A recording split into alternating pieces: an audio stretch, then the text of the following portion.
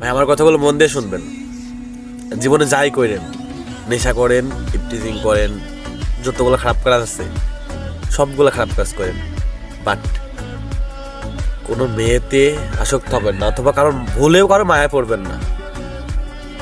যখন একটা মেয়ে জানতে পারবে যে আপনি তার মায়ায় পড়ে গেছেন বা আপনি তার জন্য পাগল, তখন আপনি কি করবে জানেন?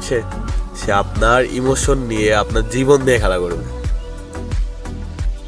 সবকিছু সিনেমিনি করে দেবে ভাই, সবকিছু সিনেমিনি করে দেবে। আমিও পড়ছি, আমিও একটা মেয়ের মায়ায় পড়ছি, পারছি না তারা ছাড়তে, পারছি না তারা কিছু করতে, বুঝছেন?